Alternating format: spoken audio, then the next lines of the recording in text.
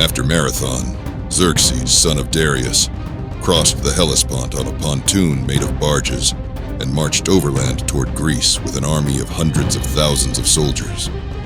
The Greeks, alarmed by the news, gathered in Corinth.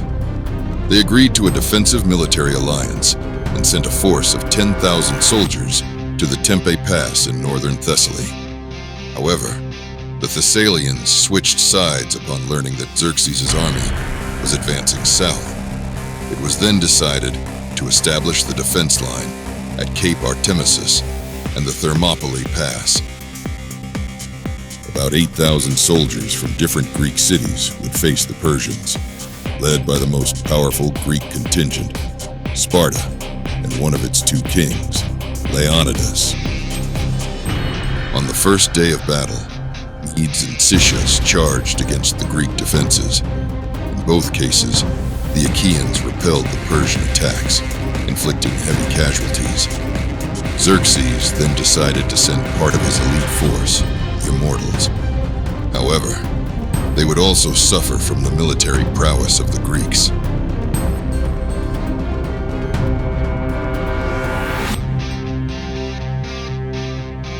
The Spartans feigned false retreats to turn around and launch a deadly attack against the enemy, who had broken through their lines and were pursuing them in disorder. Furthermore, their longer spears than those of the Persians and their close formation in the narrow pass gave them an advantage.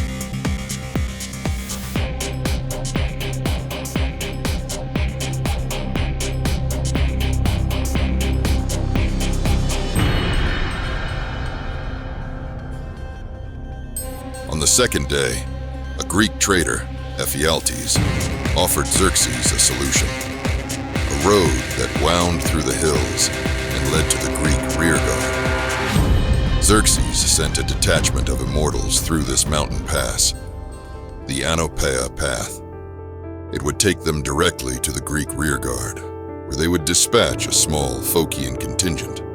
The Greeks were surrounded.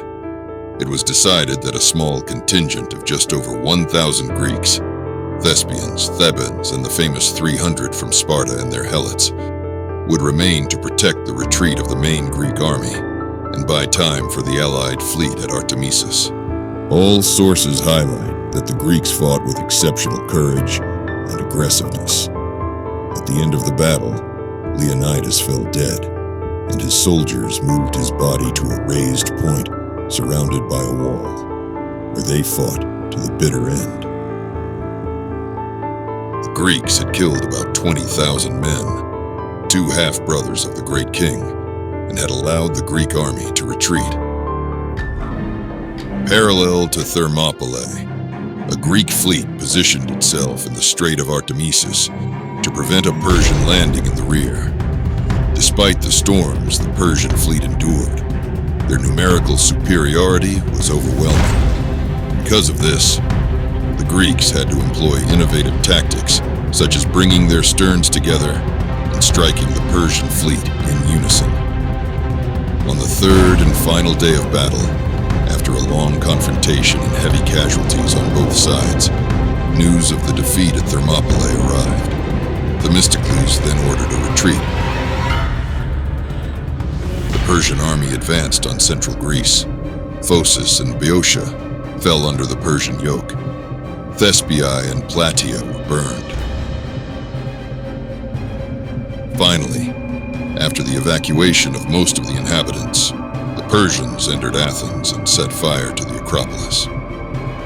The Persians controlled almost all of central Greece, but the wall erected at Corinth prevented a land assault on the Peloponnese.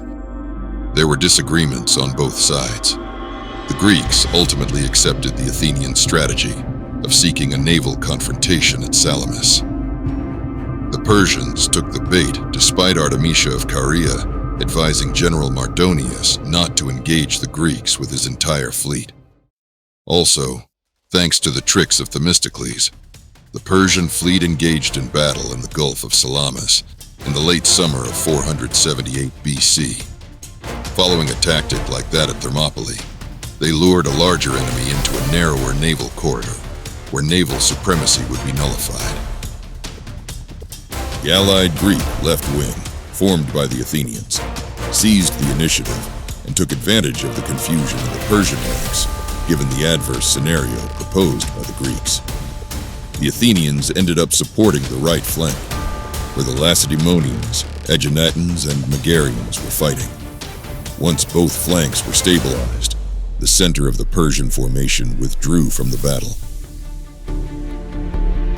After the defeat, Xerxes headed north back to Persia, leaving his general Mardonius in charge of operations, who camped for the winter in Thessaly.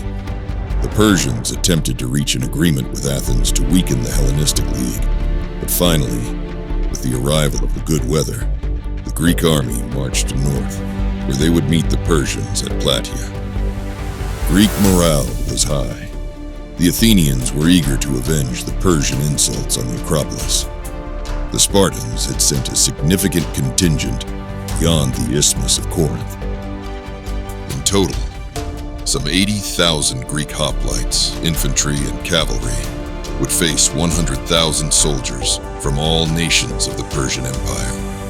After several skirmishes and 12 days of waiting for good omens, Mardonius unleashed the Persian cavalry on the Greeks, believing they were retreating as they moved toward the Plataea plain.